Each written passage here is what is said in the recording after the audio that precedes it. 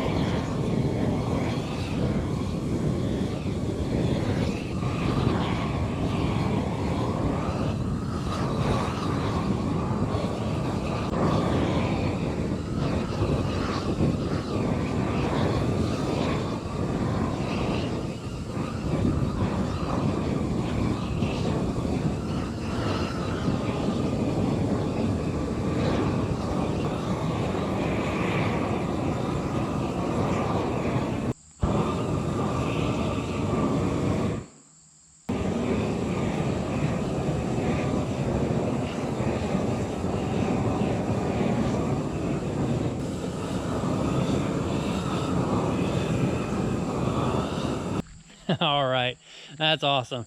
So honestly, that takes less time than trying to do poison, because before I had to mix the poison, figure out the dosage, put it into a backpack, put 4 gallons of water in that, mix it up, strap the backpack on, and then you're just walking around with a pressure handle kind of attached to the backpack, so you're constantly just pumping it and spraying it. The spray pattern isn't that good. Again, your arm's tiring out because you're just sitting there pumping pressure into the backpack the whole time.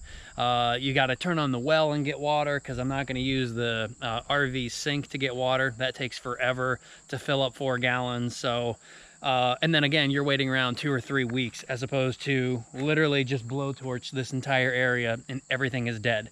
If again, you have to do it 2 or 3 times a year because more stuff is popping up, that takes no time at all to just go ahead and kill everything like that, as opposed to, again, getting all that poison and water mixed up and ready to go. So there's a few more spots that I'm going to hit through back here, and then this driveway is going to be looking a heck of a lot better. And this is the construction driveway. Don't forget, we still have 57 limestone that needs to be put down to finish this top layer on top of this 304 limestone. But that's not going to happen until all of the construction is done and I don't have to worry about any more concrete trucks or anything really heavy coming in here. But this for now will keep making it look good. We'll see you guys again back this weekend when we start hanging the LVLs. And we'll start getting our first floor up. So we will see you then. Real quick, the other thing I wanted to do, which I think I even mentioned doing this before, is all of the fiber hairs that are still sticking out of the garage concrete because they were poured so thick at 4.5 pounds per yard. I want to go ahead and get rid of all of them. So Dracarys.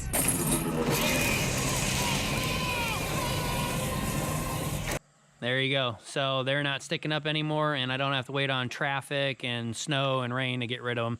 So we'll just go ahead and blowtorch all these out and that'll be another thing that I don't have to worry about.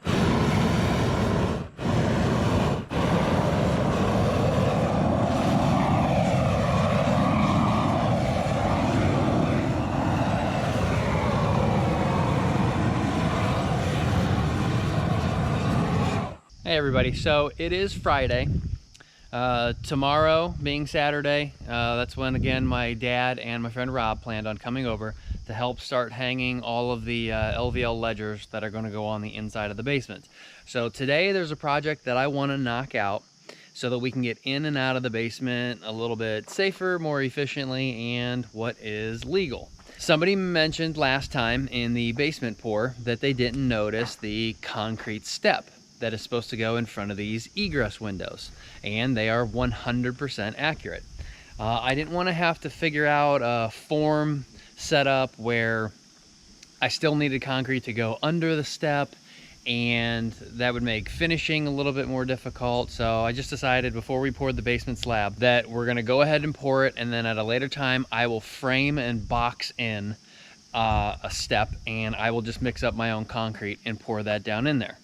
Now, the way I'd planned this out was right now from the inside on the bottom of or top of that sill plate down to the floor is 51 inches.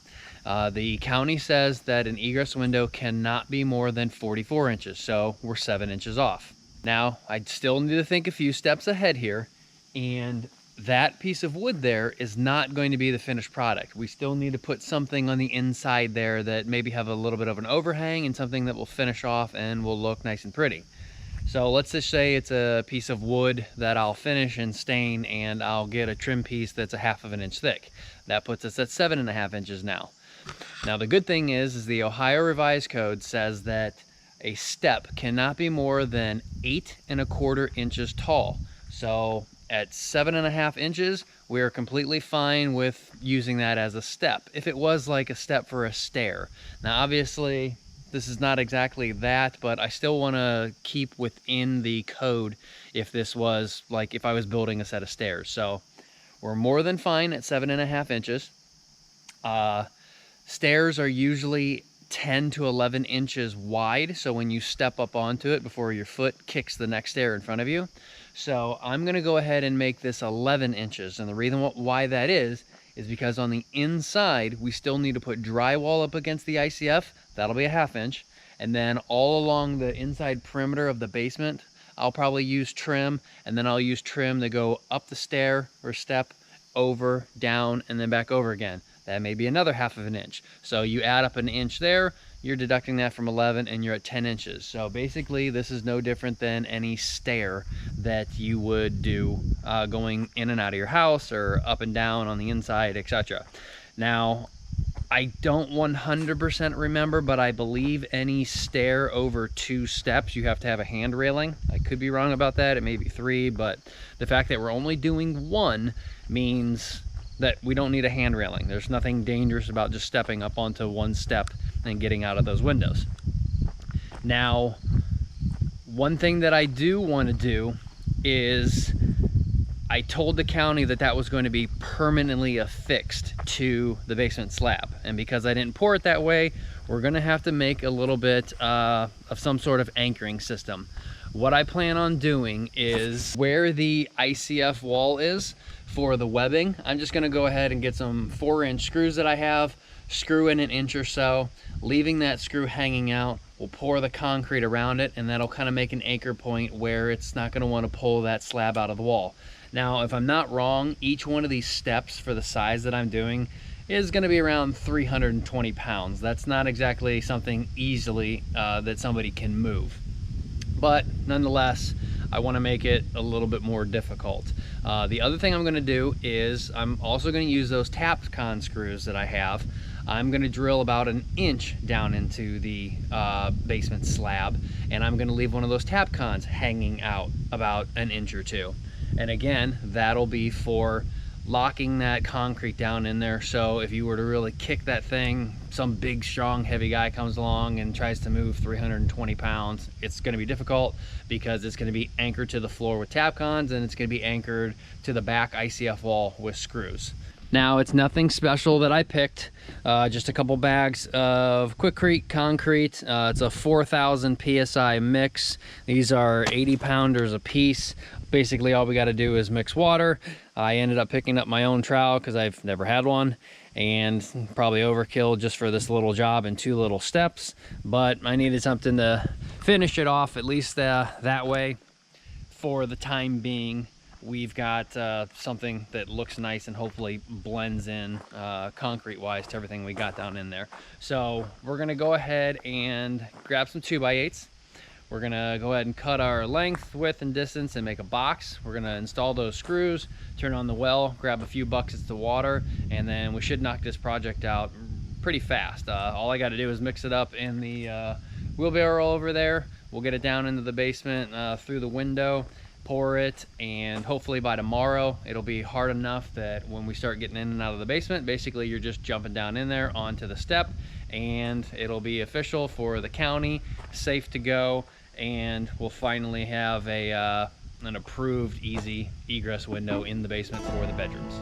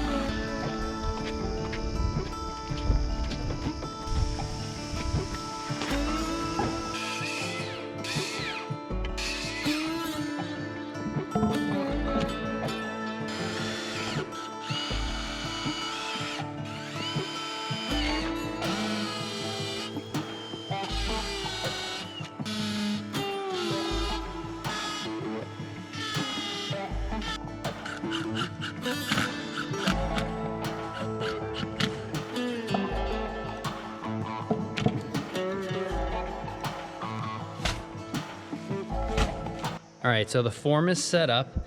It's 11 inches back, like I said.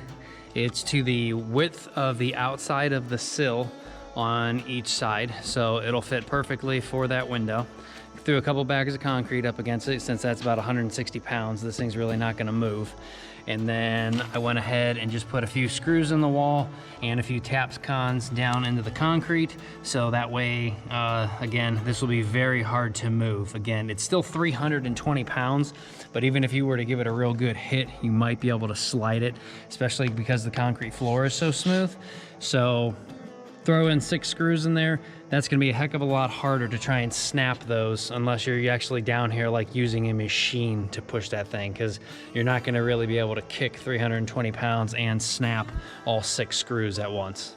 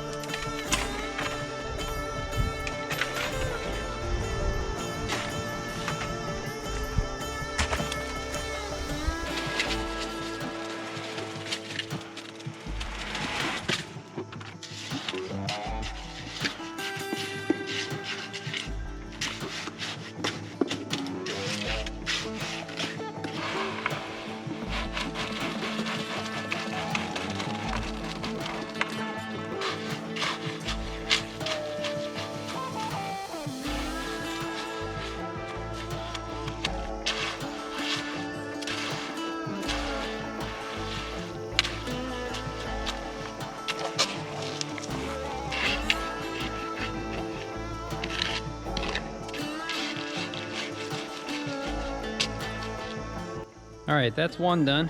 I'm gonna let it stiffen up a little bit. Obviously I need to use these bags of concrete for that one over there, but I mixed up pretty much exactly what I need for this, so there's not too much left over. But we'll let that top layer harden a little bit. We'll smooth it out a little bit more with the trowel. But other than that, that should be good to go, that you can go ahead and step up on there and you can egress out.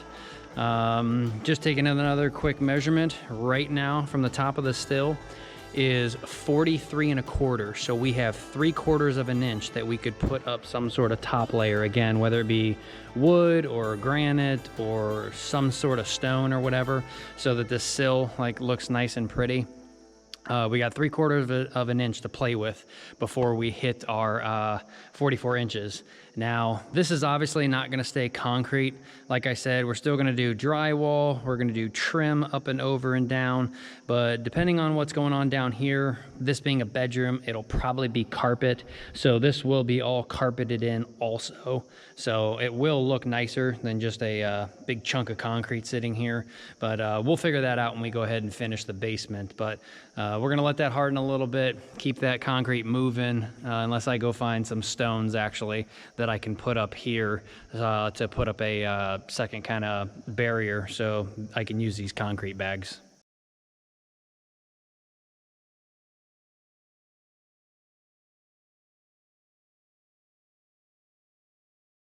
One thing I did real quick is the ends here just looked like they were towing a little bit.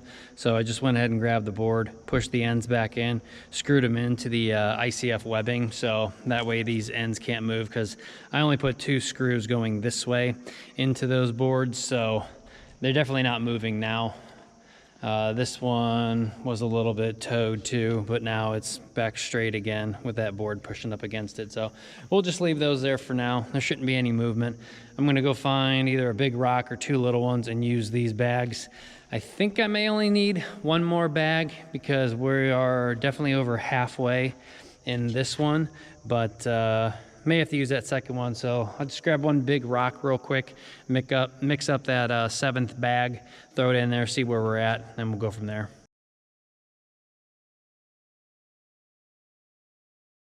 All right, so that should wrap these ones up. We'll let these harden a little bit, come out and maybe screed the top a little bit more, or use the trowel to smooth them out. But right now, there's enough water in there that this should dry completely smooth. We'll go ahead and call this Buckeye concrete. We'll say it was a 6 slump, but it came more like a 7 or an 8 because it's pretty wet. Shouldn't be a problem though structurally. Again, this is just a step. It's not like this is going to be holding weight. It's literally just a heavy object that is sitting there that physically will not move. So that way all you have to do is step up on there. You're less than 44 inches to get out of these bedrooms in the basement if there were a fire, or even if you're just down here in the basement doing something and there's something going on upstairs, you can go ahead and easily escape out of the windows. So we'll let these harden up for a little bit and then we'll come back, and I think that might be it for today.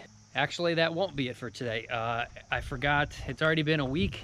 I knew it was Friday, but I thought it was another Friday since then.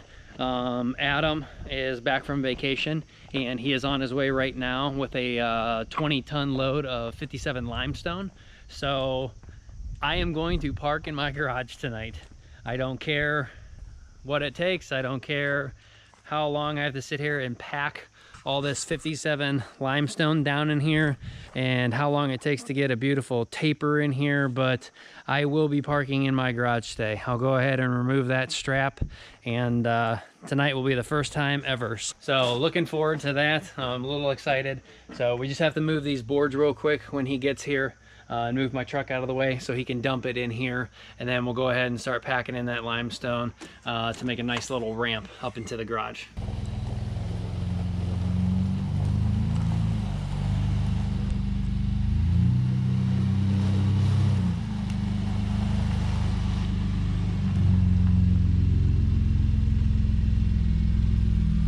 Well, she fits. It's amazing how much smaller the garage now looks with a mid-sized truck in there. Granted, I am kind of way over on this side. I could be moving a little bit more on this side, obviously, because that's barely even enough room for Aaron to be getting in right now. But I don't know how much parking we'll be doing in there together. With the RV here, it's kind of hard to get in here and swing in without kind of, you know, cheating it a little bit to cut it like that. We definitely ran out of stone. I can't believe that this is 20 tons all throughout here. I did use a little bit on some spots on the shed that needed some fixing up, and I did use 3 or 4 buckets back by the fire pit. So we did run a little bit shy, but I know it's not going to show up great on camera, but it is definitely way, way, way too steep. I can guarantee you the Porsche can't make it in there. It'll probably bottom its front lip out here before it even gets the tires to start to go up in here. So I'm gonna have to think about how we're gonna do this, because obviously we can't get the stone back too far, because then we're just gonna have a massive hump right here if we just keep building it here and here and here. But we definitely have to have more less taper throughout here. It's way too steep right now. In fact, you can even see the truck just trying to get in here left these huge grooves in here where the back tires almost peeled out as the front tires were trying to get up and over the lip and get up that steep. So we're gonna have to call Adam, get another load in here, and then go from there. Obviously, I didn't get this on camera. I absolutely am terrible at grading. Didn't feel like showing that. I have to do it 1,000 times with the bucket each way, and when you go at an angle, the bucket obviously cuts into the tall side and not the low side. You have to go straight on, but that's a pain in the butt because obviously you end up hitting the trailer. So when I do more grading, I might have to nix the tractor here because it is so long and it's even hard to see the bucket. I might opt to go with a skid steer, because when you're in the cab of a skid steer, you're literally staring right down at the bucket in front of you. So it's a lot more compact, and I think you do a lot better with the seeing the front of the bucket down below you. So obviously you don't want to, the tractor again is kind of long, can't see. I don't want to always be pulling up in here and hitting the bucket in this as I'm going up and down. I don't want to rip the dimple membrane or anything. So we're going to have to figure out possibly just getting a skid steer. But at least for the first time, my truck is in the garage. I can back out and move over, and Aaron can park in there too. That's not a big deal for tonight, but the Porsche definitely is not making it into the garage anytime soon. The concrete steps have pretty much hardened. They look great. I don't know if you guys saw, because I was on fast speed. I was running out of concrete on this step, and I didn't want to break open a brand new bag just for a minuscule amount of concrete. So actually there's 3 large stones that I pushed down in there, and there to basically kind of take up some of the room and get that concrete back up. So again, I don't know if you saw it, but I had a big old brick that I was pushing down in there. And again, that was just to make up room. It's not like these are structural. It's not like these things are ever going to break, because there's no load ever sitting on them, and they're obviously sitting on a flat piece of concrete that's going nowhere. So we don't have to worry about that breaking at all. So I didn't go ahead and I didn't put in rebar, or there's no fiber mesh in there or anything. But again, it's not it's not supposed to do anything except hold a human being up when they stand on it when they get out of the window. So not really worried about that. So it's getting kind of dark here. I don't know what the weather's going to be like. From the looks of it right now, it looked like it'd storm any minute. So tomorrow and Sunday might be kind of no luck at getting the LVLs put up. So we will see you guys back in the morning. Fingers crossed it holds out and gives us some good weather, and we will go from there. We'll see you then.